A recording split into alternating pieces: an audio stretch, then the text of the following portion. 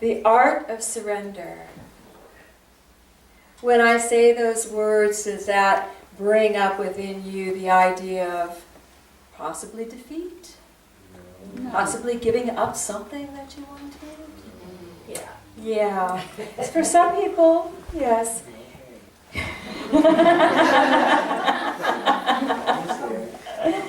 Well, you know, the last 2 Sundays, we've been dealing with recognizing what inspires us, how to let it stimulate within us.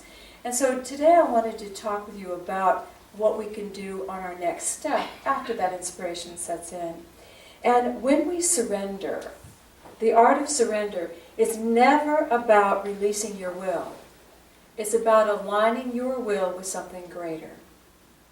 Do you understand? It's not a battle of wills where you have to give.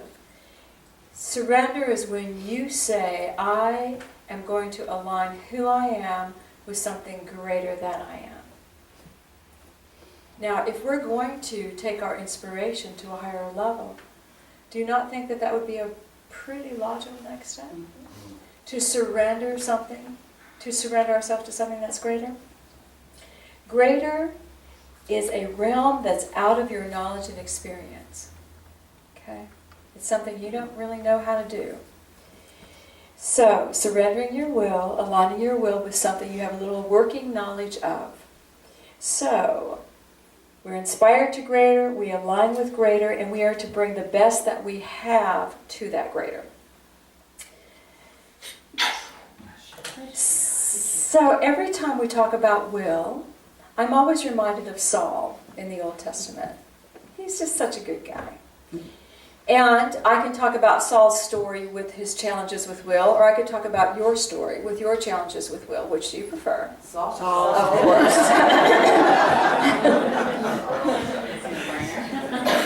So let me just remind you, those of you that may not be aware, of what and who Saul is. Okay. It was back in the old days. This is 1 Kings. So Israel has taken over their new land, and Samuel is the prophet. And Sam's a pretty cool dude. He could hear God talking since he was a little kid. And so he talked to God all the time. And the tribes came together and they said to Sam, Sam, we want a king like all the other countries. And Sam goes, oh, no, you don't want a king. And they said, oh, yes, we do want a king. We want a king. And he said, no, please, no king. No, we do. We want that. So he goes to God, and he said, okay, God, the kids are demanding. And so God said, that's okay, let them have what they want. So Samuel starts his search, and in the path comes this young man named Saul. Saul is of the tribe of Benjamin. He's very tall, and he's looking for his father's donkeys. So he goes to find the seer, who is Samuel, to find out where his father's donkeys are. When Samuel sees him, he goes, oh my God, you're the one, you're the one. And Saul goes, excuse me. I am from the smallest tribe. What are you talking about? And so Sam takes him in, feeds him, and then he tells him, this is going to happen to you, and this is going to happen to you, and this is going to happen to you, and you'll know you are the one that God has chosen to lead the tribes. And Saul said, okay. And he ate the dinner, and he was great. Then he went on his mission, and this happened, and that happened, and this happened, and that happened. Exactly as Samuel had said. Things you could not have known. You'll meet a man here, you'll meet a man who'll give you 2 loaves of bread, you'll join the prophets, you'll start prophesying. I mean, these are out of ordinary things. And Samuel's nowhere around to orchestrate this. And Saul is a little reticent. So reticent to the point that they have a meeting of all the tribes, and Samuel says, okay, we're going to decide who our king is. They're throwing lots, and of course it's going to the tribe of Benjamin, to Saul's house, and then to Saul. And everybody goes, where's Saul? Saul was hiding in the luggage. That's where Saul was. So let's just think about that for a minute. The universe has come to Saul and said to Saul, we have a job for you to do. It's out of your realm of expertise. And Samuel says, but don't worry, kid, I got your back. I'll tell you what you need to do. Hang with me. And what did Saul do? But turn and say, I don't think so. How often do we respond that way from a will state? That's our will. That's not checking God, saying, let me see what God wants me to do. That's saying, I don't think so. Our will when we're faced with something that is so big and out of our realm of expertise, we'll tend to go hide in the luggage. It'll tend to say, well, if no one can find me, I don't have to do it, because I don't know what I'm doing. Why do you think our will does that? We don't like not knowing what we're doing. Okay? So, bless his heart. If everybody feeling empathy for Saul, bless his heart. So, he was in resistance because he couldn't see. And I'll tell you this, I have a thing I have my clients do periodically. I have them write a list of everything they want to do in their lives. I've done this over the years. I mean, everything. Put everything down. Everything wild and crazy. And they'll bring it in, and they think they have just written the most wild list ever. Live on Mars is the equivalent of what they've written down, even though that's not what they wrote down. To them, that's how unreachable and unattainable it all is. And I'll look at their list, and most of the time, I would say 99% of the time, everything on the list is attainable within the next 10 years, 5 years. Do you see? But to them, it's like, wow, I did this wild, crazy thing for this wild, crazy woman. But I have seen it happen way too many times. You embrace it, you shift consciousness, it is attainable. They just don't know how to go from point A to point B. We don't know how to go from point A to point B when we embrace our inspiration. So back to our friend Saul. So Saul went home. And Saul went home and started tilling the soil because that's what he does. He didn't put on a crown. He didn't say, I'm the king now. He went back and farmed because that's what he's always done. He's farmed. But then there was a war breaking out, and so someone said, oh, go get Saul. He's our king. And he rallied. Saul rallied because he was needed. And Samuel had his back. And they got together, and they did this beautiful thing where Samuel guided him, and he gathered the people together, and they accomplished, and it was really, really cool. And now Saul's getting very stronger in his idea of being a leader because he was able to accomplish. And he said to the people, Samuel and I are doing this. He who doesn't follow Samuel and I is in big trouble. And we've got a collective going on. So as they accomplish, everything's great.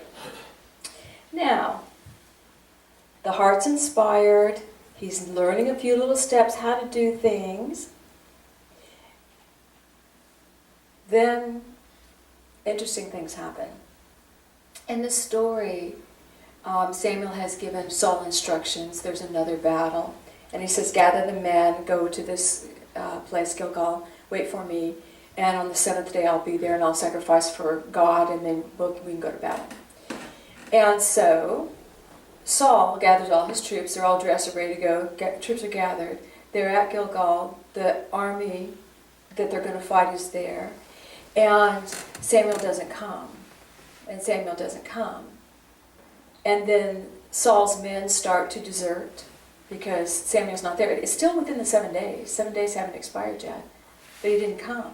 He didn't come. And the men are getting scared. Everything's happening. And Saul's getting upset because it's not working out the way he thought it was supposed to. We had such a great victory when the two of us were together, and now I'm all alone. I've got to do this, blah, blah. Have you been there? Saul takes it into his own hands and says, well, by golly, he's not coming. Let me light the fires of the sacrifice to God. Let me beseech God for a victory. And as he's lighting the fires and doing this, guess who comes around the corner? Samuel. And Sam goes, excuse me, what are you doing? And Saul goes, well, you didn't come. I had to take matters in my own hands.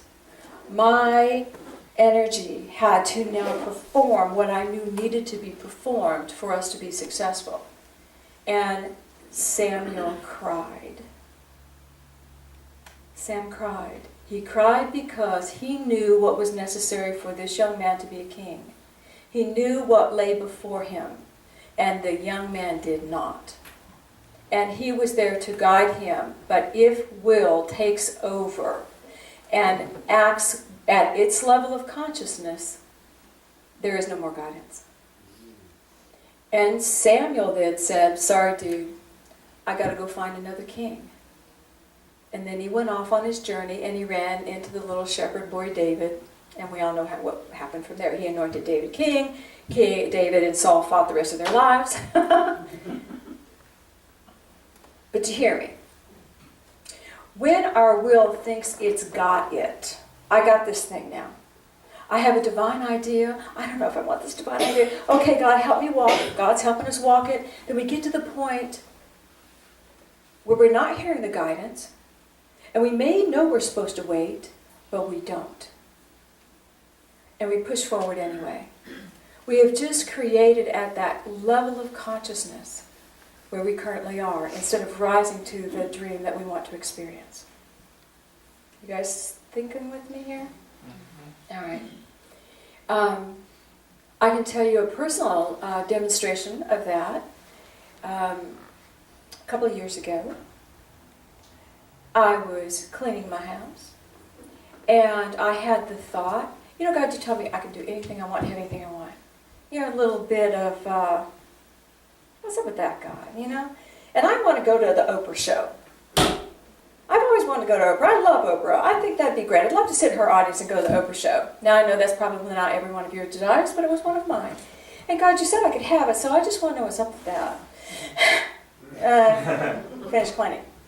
It was about maybe 2 or 3 months later, I got a phone call from a girlfriend in Chicago.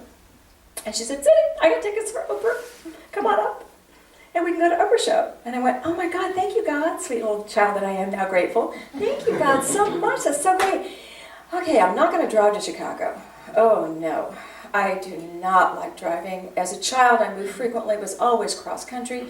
Hours and hours I have logged in a car. I do not like driving. I just don't. If we go to Florida, I have to calculate how many hours am I going to be in that car. So I go to Oprah, and guess what the show was about? Oprah's road trip with Gail. It wasn't a celebrity. It wasn't anything fascinating. It was Oprah's road trip with Gail. I remember nothing from the show. Because the whole time I'm trying to be really good and supportive. Yeah. No, it's not funny. That's just not funny to me. These things are not entertaining. I remember her conversation afterwards where she did Q&A with the audience, and the prelude. The show is gone. But I want you to see what I did. My little thing, I can be inspired. I've been inspired. God can give me anything I want. Yes? Now I get into my little will and I say, okay, God, I want that. And this is bigger than I could ever thought I could have, right? I mean, you just don't go to Chicago and get to sit in the audience. It was pretty big. But it was at my level of consciousness. So I got the only thing I could hold. The road trip. You know? Something that was totally familiar to me. What if I had done that very sweetly and said, God, yeah, talk to me. Whatever, divine order, let it be fabulous and wonderful. I probably would have still had the experience, but in a way where it would have been much more memorable. Do you see? Can you see how your will can get stuck in a motion instead of expanding to the inspiration you're seeking? Because so many of us have these huge, big dreams, and we'll go step, step, step, step, stop. I got this, God. And we stay. Does that make sense to you guys? All right. My will, Oprah was my will and as my will. It was in my will and it was exactly like my will. All right. When we take matters into our own hands, we are really staying at that level of consciousness. In surrendering to manifest our desires, the first is to align with the greater, and then we have to learn to hold at that space. In our church last year, you know, we were so excited. We were going to create a new building. We had quite a lot of energy going on. We were manifesting our down payment. You know, the bank wanted so much. We were manifesting. We were doing great. We were happy, happy, happy. And then the city said, well, yes, but you have to do this, this, and this. And then the price, this, and this, for a very bare bones, 4,000 square foot building with a basement of the same size, bare bones. Because of the requirements of the city, the cost is escalating. And so, but we're still doing our building fund, and we're talking to banks, and we're talking to banks, and we're talking to more banks. And every one of them said the scope of the project, because of the cost how the cost had escalated, is beyond the capacity of your current congregational size. And we're saying, and I said, really? Well, God had really brought us this far. Now, I didn't do this. I didn't push this through. We've got the building. We've got the contractor on board. He's great. We love him. We've got everything going on. Yeah, the city wants us to spend an extra $400,000 that wasn't in our budget. So our budget rose to $1.1 million, which wasn't what we were planning on doing at all, but because of what the city needed from us, we had to do more exteriorly, not in the building itself. It was still bare bones. And I just kept thinking, there's got to be someone, with bank after bank, business after business. We tried everything we could. The answer was the same. You're just not capable of handling that. And we had people come and say, what are you guys going to do? What are you going to do? Well, we're still waiting for Sam. We're waiting for Samuel to come and tell us what we need to do, because where we are is outside of our scope. We don't have the knowledge. We don't have the expertise. We have no answers. We don't know. We don't know. So we hold in the energy, we hold in the creative life force, and we're going to wait for Samuel to come and to show us what our next step is, what we need to do next. As a church family. Our building fund is still sitting there. So we got our down payment. We're ready to rock when the time is right. But don't you know, there was a push from our congregants and through me where I felt like I have to do something. Why? What can I do? But there was no answer. You know, we couldn't be Saul. We couldn't be Saul. One point, many years ago, we were having a little bit of something. It wasn't financial, we weren't building, but there was something going on. And I remember we had a congregational meeting, and one of our members said, well, we've got to act. We can't just stand by and sing Kumbaya. I said, oh, yes, we can. Let's do it. Let's sing Kumbaya. It is powerful to turn to God and say, come by. You know, we're here, we're waiting. Come by. This energy, as a church, I'm expecting, I ask Bonnie every time I ask about the mail, did we get our $1 million check yet? And I do. And Bonnie's response is, not yet. And some of y'all have been there when I ask her and you look at me like, are you crazy? Are you daft? No, I'm expectant. I'm expectant. Something's going to happen. We haven't gone this far for naught. But when it looks like the wolves are at the door, the soldiers are coming, you've got people deserting, and it looks like you've arrived in your dream at a space where the matter is not supporting you, that is not the time for you to grab hold. That's the time for you to go within. Go within and surrender again. Because the second step in surrendering your will is committing to the original plan, regardless of the cost. I align my will with the greater dream that I have, and I'm going to commit to that greater dream, regardless of what the world is telling me to do. Even if the world says, you are silly. How many of you have been told you're silly by the world? What are you doing? Are you crazy? Probably. But I'm investing my energy in a space that will expand me. And you have to, in that commitment, you have to stand and sing Kumbaya as long as it takes for you to hear what your next step is. You stand in the energy and you listen and you wait for Samuel to come. We're waiting for Samuel to come. Because there is an idea, there's a vision, there's something I cannot see. There's something you cannot see about your dream. But the universe has your back. And the universe is going to tell you what your next step is. Does this make sense? Can you feel all the various layers of it when we run from it, Yes. when we align with it, when we take hold of it and try to make it stay? We always have to give it back again, surrendering the will, the art of surrender. It's never, ever, ever giving up who you are. It's always, always, always bringing who you are to something that's greater. That is the life journey of all of us on this planet. That's our life journey. Now, do you like Saul's story better than yours? Well, our story isn't over yet. Ours has not ended. But I'll tell you the ending of Saul's. Saul fought David for the rest of his life. The rest of his life. And at the end of his life, he went to a medium. Someone who talks to spirits on the other side. And he'd outlawed mediums, by the way. They were against the law. He went to a medium and he said, I need to talk to Samuel. Get Sam on the phone. And she said, I can't. The king's outlawed it. She didn't know he was the king. He said, get him on the phone. I mean, he was very insistent. So she said, okay, but I could be killed for this. And Sam came through, and Sam said, Saul, what do you want? And she freaked out and said, oh my God, you're the king. And Saul said, I want to know what's going to happen. And Samuel said, you have been king, and you have done exactly what you wanted. You've made the kingdom in your will and likeness, exactly like you wanted it. Why do you come to me now? He said, tell me what's going to happen. I need to know. And Sam said, you're going to die. And it's going to be really soon. Like the next battle, you and your son will be killed. That's the end of it. You did what you wanted. It's over. Do you think Saul was comforted? No. When we have a dream that it asks us to rise to the higher levels, and we hold at any level and stick in our world, how fulfilled will we be? We walk to the end of our creation, going back trying to find the guidance that got us there, but it's to no avail. I mean, you're at the end of this. And we don't want our lives to be at this level of consciousness. We don't want to stay where we are. Do you want to stay where you are?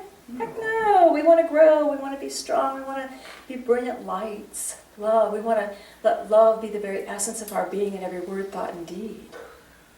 And to get there, we have to follow our hearts. So, we want to keep our guidance open.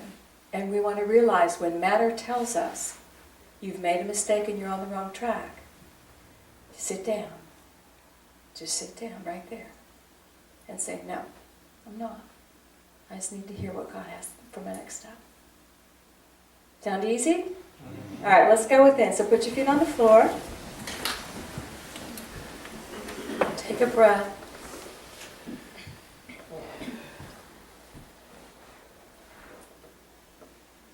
Just imagine a beautiful column of light that comes over you. And in this light, you are safe. It separates you from the people around you. It's a holy space.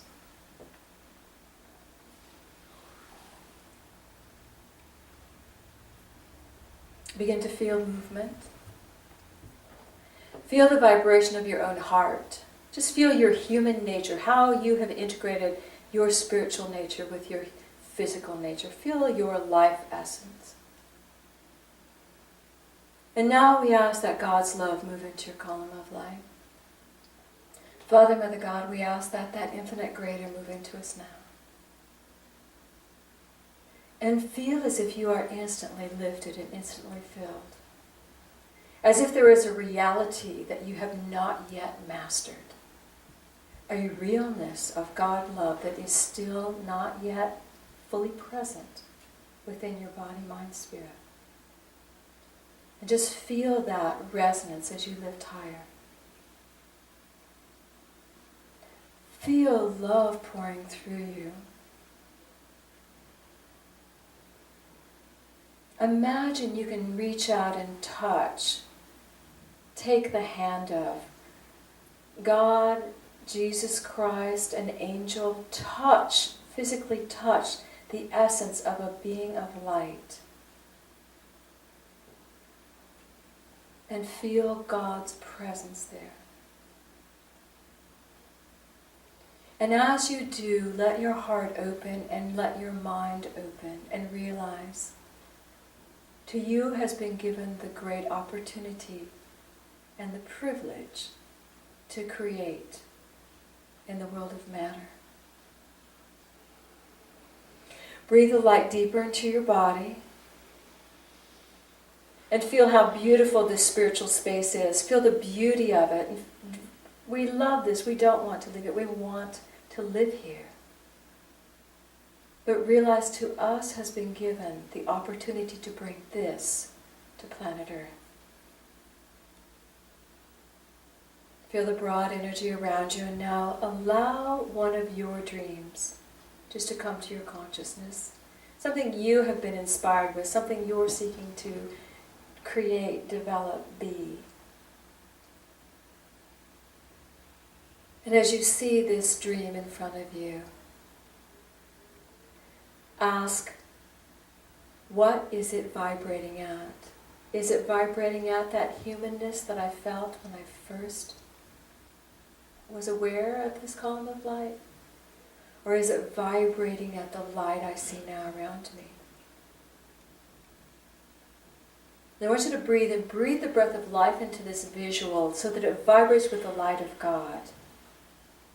I ask that this inspiration be now filled with the divine, filled with the essence of God love. And just see the beautiful light moving through it.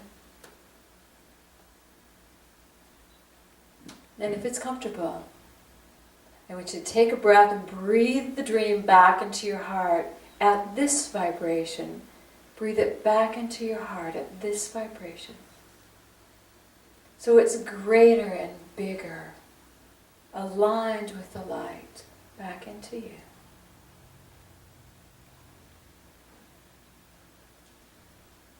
God, we know there's so much more than we know. And in this moment, we surrender our will to your will that gave us this dream, to that higher light that gave us the dream. And we know it's possible. We see the possibilities and we trust.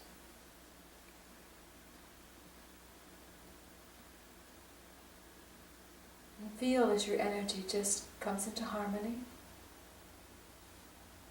And Father, Mother God, help us commit now to this vision. Help us now commit to knowing that you are guiding.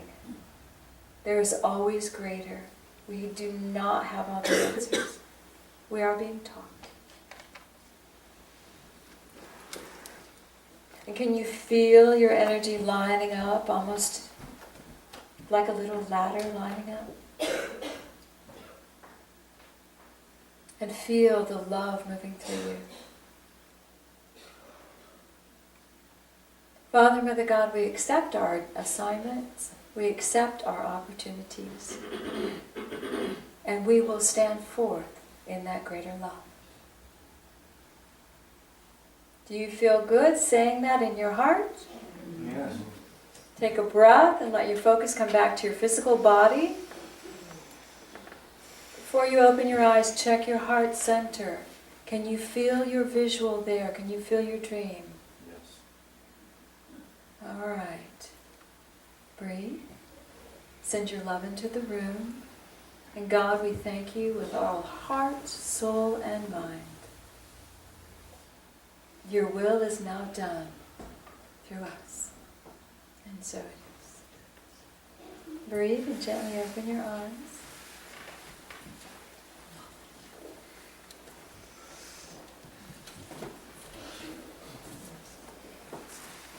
How y'all feel? Did you find a dream easily? Was there one right there for you? That's your job. So what I would encourage you to do this week, take a step. Take a step. Not in the world, but just in validating and aligning with your vision. Love it. Love it. Listen. Ask. Is Samuel come yet? Ask. Bonnie, is our $1 million check here yet? Not yet. But it will be. On its way. On its way. Ask. All right, say yay, God. Yeah.